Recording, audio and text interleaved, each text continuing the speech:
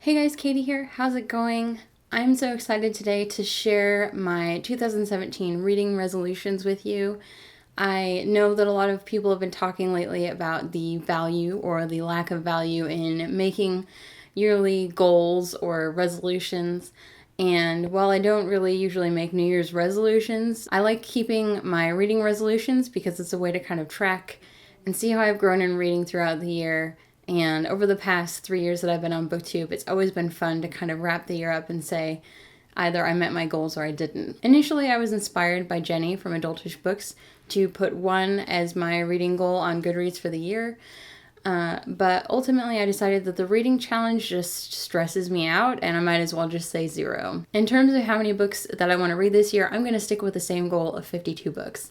That's a book a week, and I can do that, but I also don't have to. So I'm kind of trying to look at reading for this year as just for me. I love this channel, and I want to make more videos for it, more than I did last year. But the more that I worry about reading to make videos, the less that I want to read. So that's my plan. I'm setting a goal, but it's really just kind of a, hey, that's something I could do. Maybe I'll get there. And we'll see what happens. My next resolution for the year is to continue to read widely. When I looked back on my 2016 reads, I really felt good about the diversity of what I had read. And I would like to continue, I would like to expand. And finally, in terms of reading widely, I would definitely like to read more authors of color and more historical fiction that is written from the viewpoint of people of color. I am finally finishing up Jam on the Vine by LaShonda Catrice Barnett, and it has been an amazing read and just wonderful to read from the perspective of a Black woman in the early 1900s in America. It's just not something I've read before. And I'm really looking forward to finding more like that.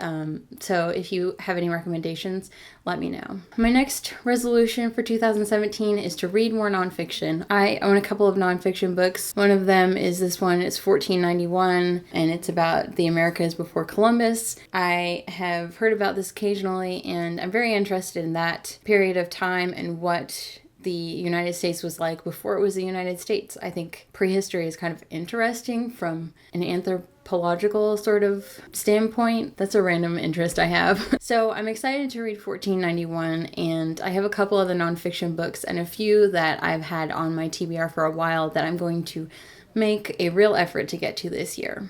My final reading resolution for 2017 is to keep a reading journal. I noticed a couple of people do this who I follow on Instagram or Twitter, and it seems like a really valuable thing. A lot of times I will read a book and wait too long to film a review, even if I really want to. And then I'll have forgotten key information and my review is not as good as it could be. And that matters to me a lot. So I have a notebook that I bought and I'm ready to get started. I've never done anything like this before. I've never been good at taking notes in the margins or anything like that. So it's going to be a challenge for me, but I'm going to start with the next book that I read and we'll see what happens. Anyway, those are my goals for 2017. I'm looking forward to reading a lot of great books this year, and there are tons of books that I am already so excited to get my hands on. Let me know down below if you have any great goals that you're looking to fulfill this year and how you feel about keeping goals or resolutions and any recommendations you might have, and I will see you guys next time. Bye!